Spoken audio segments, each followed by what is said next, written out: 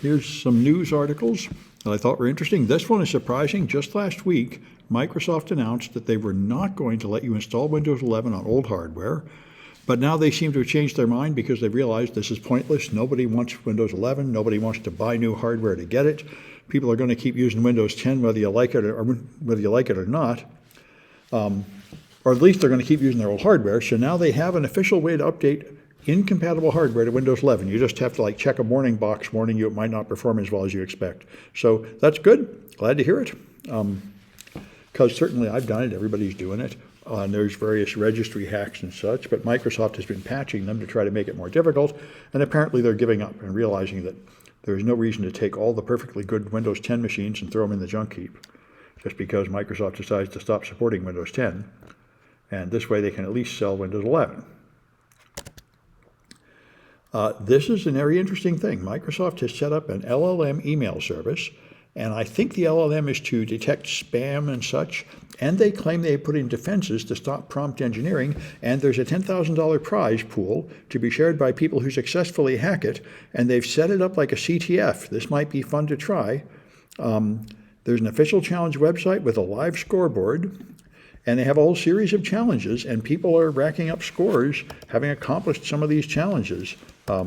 Here's the winning teams, and here's 20 people have solved this one, 4 people have solved that, 1 have solved this one. So apparently they have a variety of challenges, and various teams have solved them, so it does sound like a fun thing to try out.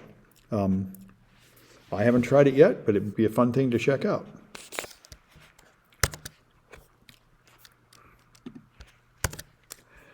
OpenWRT is an open source firmware you can put on your router if it's a compatible model. I've used it, a lot of people have used it, but they seem to have made ridiculous security mistakes here.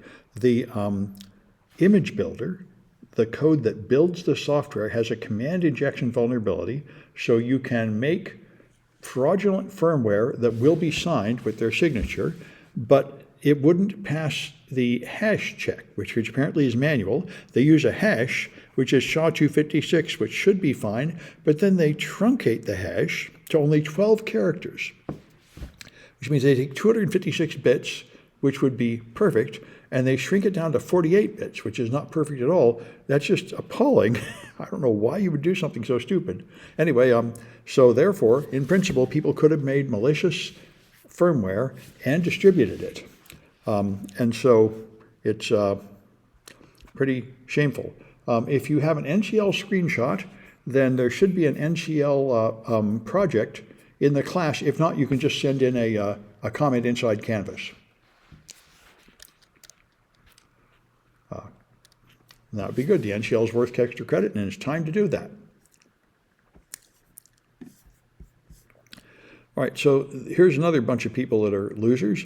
They made automated attacks that would find credentials, API keys and stuff just lying around. Okay, if there isn't a project, just send a message and we'll put it in extra credit. That'll be fine.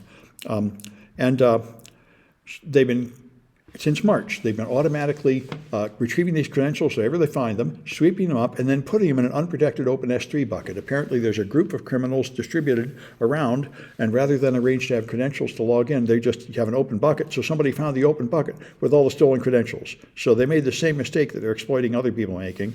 Anyway, they found lots of things: Git credentials, database credentials, SMTP credentials, cPanel, SSH, crypto payment keys, Google accounts, and just all sorts of things. So there's people hunting for these things. Right, and so this might be of interest to students. You can make a compact, inexpensive PC with a Raspberry Pi 5, and I think the whole thing costs like $100. 8 gigabytes Pi 5 for $90 in a small keyboard-shaped case. And it'll be sold for $120 with a mouse, power supply, HDMI cable, and beginner toolkit, so you can plug it into a monitor. So we have until midnight to submit work. Sure. Yeah, get them in by the end of the day today for this class. This is the last class. Sure, okay. Yeah, till midnight. All right, good. Formaldehyde is apparently a serious risk, and you can find the detailed risk in your neighborhood from ProPublica. Let's see what it's like at the college.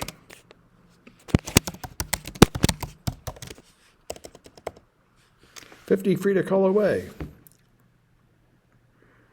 It is 1 in 100K, same thing as it was at home, 2% lower than the midpoint of the range. So, I don't know, sounds like it's a really middle area.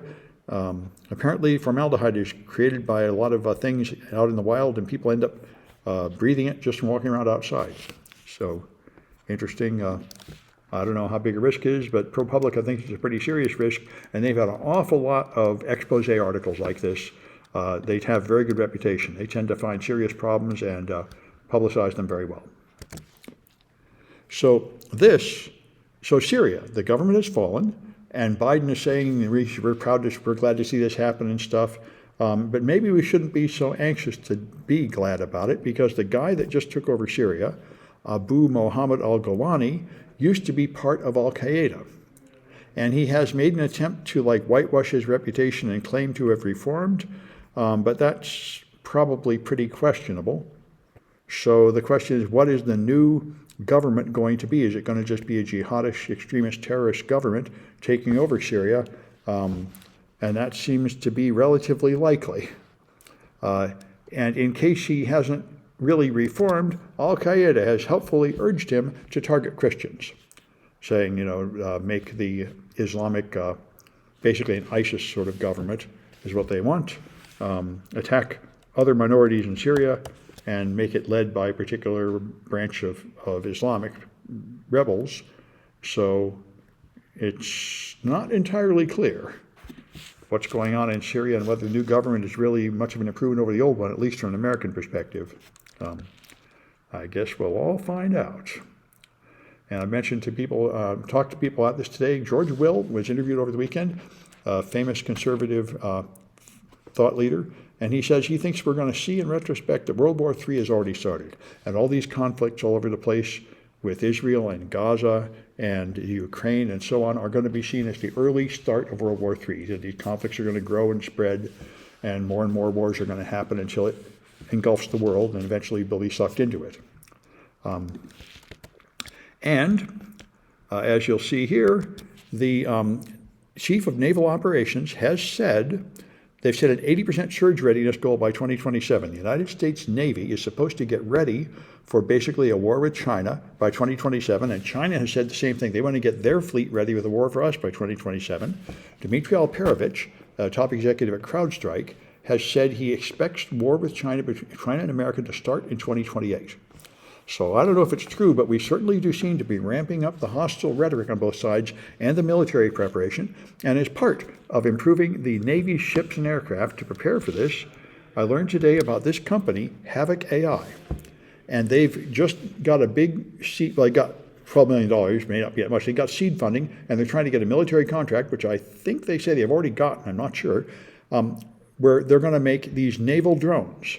They call them uncrewed surface vehicles, and the reason why these guys are winning the contest is because they have the smartest way to build them. They just found sort of pre-made boat hulls from somebody else, and they're just making out of modular components that can be easily replaced. They call the technique replicators, so they can easily just remix them. They can send them out with just surveillance equipment on them. They can put weapons on them.